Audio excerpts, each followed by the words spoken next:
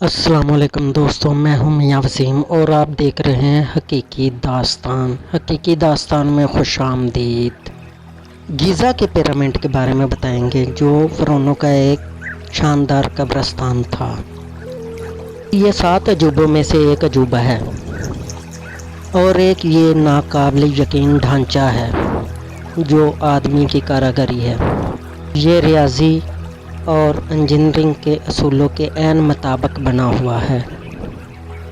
گیزا کے پیرامڈ کم نہیں ہیں، مگر مصر اور پوری دنیا میں 118 پیرامڈ بنائے گئے۔ ان ابتدائی تجویزوں نے اتنے بڑا پیرامڈ کیسے بنائے؟ ہماری موجودہ معلومات کے حساب سے انہوں نے انہیں 20 سال کے عرصے میں بنایا اور 24 گھنٹے 20,000 مزدوروں نے کام کیا۔ مرنے والوں کے لیے اتنا آرام دہ اہم جگہ بنانا اتنا ضروری نہیں ہو سکتا، وہ بھی انجینئرنگ کے عین اصولوں کے مطابق۔ یہاں یہ جان لینا بہت ضروری ہے کہ یہاں قبروں جیسی کوئی چیز نہیں۔ کیا لاشوں کے لیے انجینئرنگ حضرات کو بلایا گیا؟ ان تصویروں کو دیکھ کے ایسا لگتا ہے کہ جیسے وہ ہم سے زیادہ علم جانتے تھے۔ کیا جو ہمارا علم ہے وہ ہم سے زیادہ علم جانتے نہیں تھے؟ یہ تصویریں دیکھ کے ایسا ہی لگتا ہے کہ وہ ہم سے زیادہ علم جانتے تھے۔ ایسا لگتا ہے کہ جیسے 4,500 سال پہلے ان کی ٹیکنالوجی بہت ہی زیادہ ایڈوانس تھی۔ اس کے پتھروں کا وزن 5 ٹن سے لے کے 28 ٹن تک ہے۔ اتنے بھاری پتھر وہ کیسے اٹھا کے یہاں تک لے کے آئے؟ نہ تو اس وقت کوئی جدید ٹیکنالوجی موجود تھی، نہ کوئی چیز۔ اس وقت نہ تو پہیے کا انتظام تھا اور نہ ہی ڈرل جیسی کوئی چیز موجود تھی کہ پتھر کو یہاں سے وہاں تک پہنچایا جا سکے۔ تو پھر یہ کیسے کیا ان لوگوں نے؟ کہتے ہیں کہ رسیوں کے ساتھ اور ہتھوڑوں کے ساتھ کاٹا اور رسیوں کے ساتھ کھینچ کے اوپر لے کے گئے۔ اتنی اوپر تک پہنچانا ناممکن چیز سی ہے، مگر پھر بھی ان لوگوں نے کیا۔ میں آپ کو بتا دوں کہ گریٹ پیرامڈ کا وزن 57,50,000 ٹن ہے۔ آج کی خوبصورت عمارت کا وزن تقریباً 5 لاکھ ٹن ہے۔ آپ اندازہ لگا سکتے ہیں کہ کتنا بھاری ہے گریٹ پیرامڈ۔ ایفل ٹاور بننے سے پہلے انسانوں کا بنایا ہوا سب سے پہلی دی گریٹ پیرامڈ بلڈنگ تھی۔ یہ 450 فٹ اونچا اور 13 ایکڑ میں پھیلا ہے اور اس کا رقبہ 16 فٹ بال گراؤنڈ جتنا بڑا ہے۔ اس میں 23 لاکھ سے زیادہ چونے کے پتھر استعمال ہوئے ہیں۔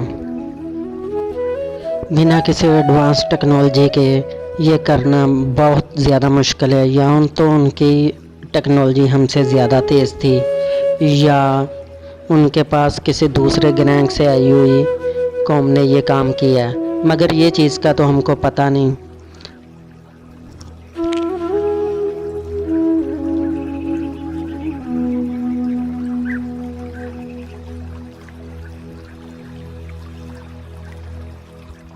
جگہ جگہ پہ خوبصورت پینٹنگ بنائی ہوئی ہے اور کچھ نہ ہر چیز کا کچھ نہ کچھ لکھا ہوا ہے اور بتایا گیا ہے کہ کیسے بنایا اور کیسے کیا گیا یہ سب کچھ۔ اور آج کی ٹیکنالوجی اتنی ایڈوانس نہیں ہے۔ 2011 میں ایک ٹنل کے ذریعے اندر کیمرہ بھیجا گیا۔ سائنسدانوں نے دیکھا کہ سامنے ایک دیوار موجود ہے۔ دیوار میں ایک تانبے کی پن لگی ہوئی تھی، تو انہوں نے سوچا کہ اس دیوار کے پیچھے ایک اور چیمبر موجود ہے۔ انہوں نے ڈرل کے ذریعے اسی کیمرے کے ڈرل کے ذریعے اسے ڈرل کیا اور اندر چھوٹا سا روبوٹ بھیجا اور اندر کچھ ایسا نظارہ دیکھا جو آپ اپنی اسکرین پہ ابھی دیکھ سکتے ہیں۔ لیکن اس کے بعد کیمرے نے کام کرنا چھوڑ دیا اور ابھی کی اندر کی ہسٹری ویسی کی ویسی پڑی ہوئی ہے۔ لیکن اس کے بعد گورنمنٹ نے اجازت نہیں دی۔ اس کے بعد کوئی بھی ویگیانک اندر نہیں جا سکا کیونکہ اس گورنمنٹ کو لگتا تھا کہ یہاں پہ ٹورسٹ آنے بند ہو جائیں گے۔ ٹورسٹ کم ہو گئے تو کیا ہوگا؟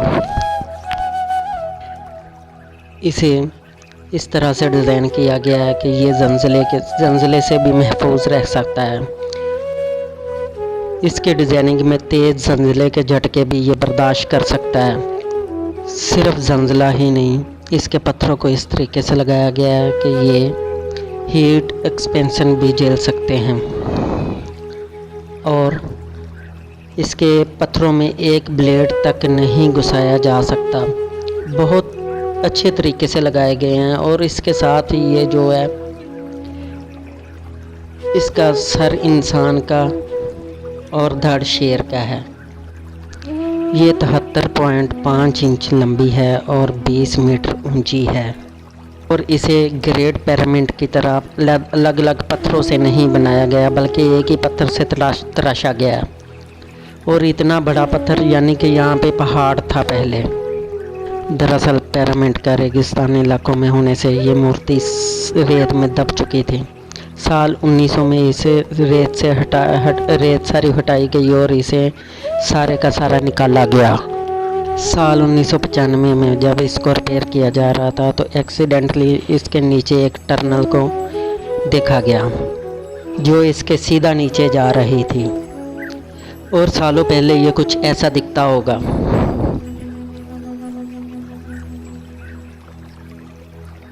कुछ सालों बाद ये ऐसा हो गया। इसके अंदर का हिस्सा एक एसी की तरह है जो साल के 12 महीने 20 डिग्री सेल्सियस टेम्परेचर रहता है। आपको पता है रेगिस्तान में बहुत ज़्यादा गर्मी रहती है मगर फिर भी इसका तापमान बिल्कुल ठीक रहता है अंदर से और अपनी जगह पे बना रहता है। 12वीं सदी के एंड पे एक सुल्तान ने पिरामिड को तोड़ने की कोशिश की थी और ये तो सुल्तान ही बता सकता है उसने ऐसा क्यों किया।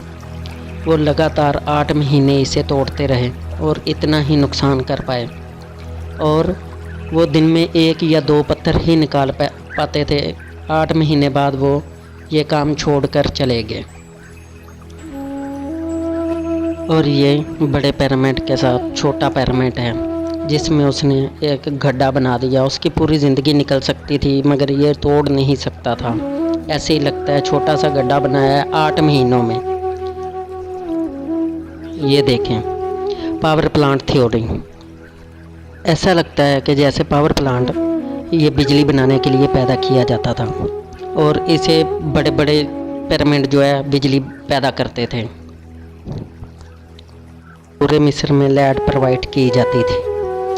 इजिप्ट में एक मंदिर है जिसका नाम है हाथूर मंदिर और यहाँ पे इस पेंटिंग में पाई गई लाइट टंडेरा लाइट इस मौजूदा दौर में हमारे बल्ब के जैसी ही है।